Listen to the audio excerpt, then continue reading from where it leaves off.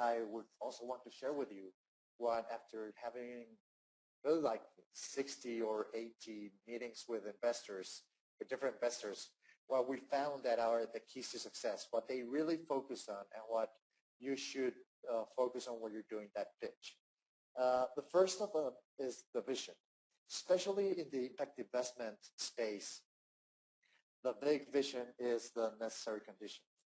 Like, no one will want to invest in something that small, that isn't aiming on changing the world, and that isn't exciting, or that you aren't passionate about. So getting into the meeting and being really strong and really straightforward with that big vision, I think, is the most important thing. And the reason why is, if we go back to the type of investors, VCs are looking for high risks and high returns. They don't care if 90 of the enterprises or the companies they invest in fail, because they're looking for the next Google or the next Facebook in there. So if you're aiming for something small, they won't be interested, because they know there's high risk, but there isn't a high return if there's a small vision. Impact investors always also want high impact and high social impact. And if you're just focusing on the local solution, or in something that isn't big or scalable, they might not be interested. They might choose another project that is more risky, but has the possibility to have a super, super big impact. And you should see as capital and investment as something to kickstart something that's going to be huge. It's not a short-term solution or something to get by a year or so. It's something to set in motion a series of mechanisms and strategies that will be able to keep growing organically and fast from there. So if your vision is moderate and you're really not looking for something big, you might be looking for something different than investment. You might be looking for a grant, for a loan, for some donations, or to crowdfund a campaign for a project, but not for investors, because there's not going to be a good fit with that.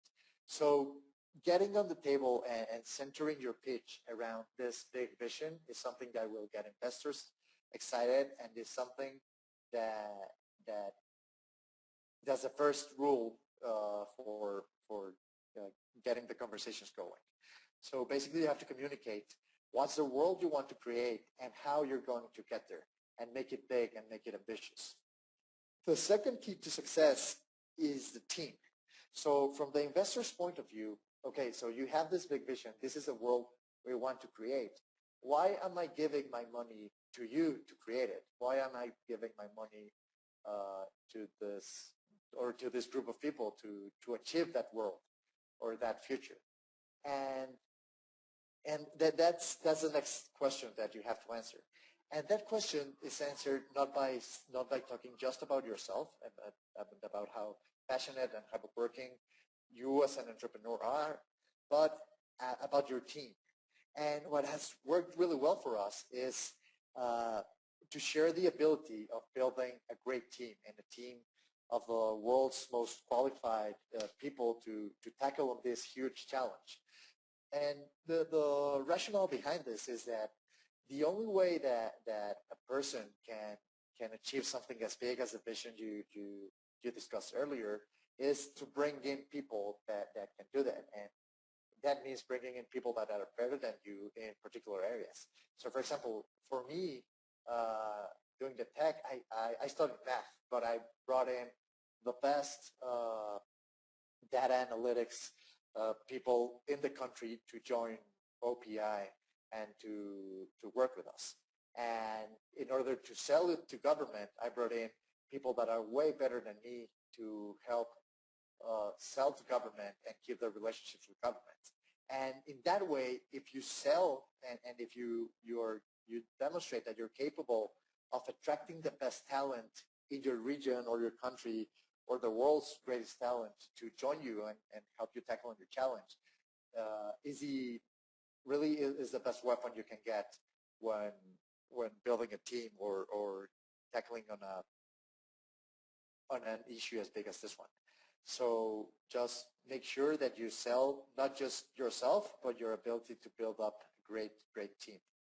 And like the third key to success is traction. So here what investors want to see is that you prove that you and your team are able to execute this. And there's a lot of timing that you have to be careful about here. When will be the right time to get investors on the table?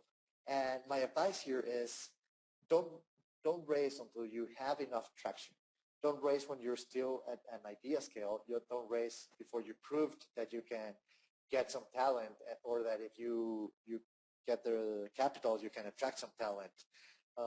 Because investors will be like worried about this, about your ability to execute, and that might hurt your valuation, or that might hurt the conversations with investors. The second is under promise and over deliver, and always say, like, be very, very modest about what you're doing, what you're going to do, and work as hard as you can to over deliver. And there's the negotiation and diligence time is the ideal time to actually prove this, because from the first meeting you're going to have with the investor to the moment that they are going to give you the check, there's going to be at least 3 to 6 months. So you might want to use that time to show them that you're delivering on what you promised. On the first meeting, say, like, what will be your short-term goals, and on the following meetings, just remind them on how you're doing on that. Say, okay, my goal was to reach 10 households. I just reached 15. So we're like managing their expectations, but also showing that you're able to execute what you're doing. On the traction part, the best time, and this is really obvious, but it's really hard to get there. The best time to get money is when you don't actually need money, because that way the investors will see that, okay, this guy is doing well on his own. He has a great team. He's doing great. He's keep growing. I want to get on that project. I want to be a part of that. I want to be part of that impact or of that growth.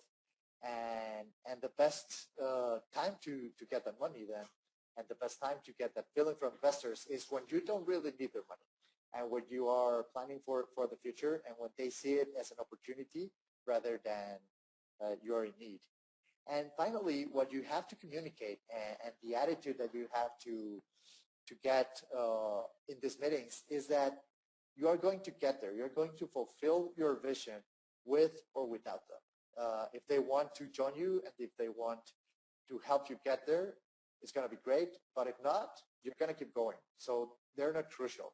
And investors really value this, and they really value persistence, and they don't want to be like the ones responsible for achieving that vision in the end.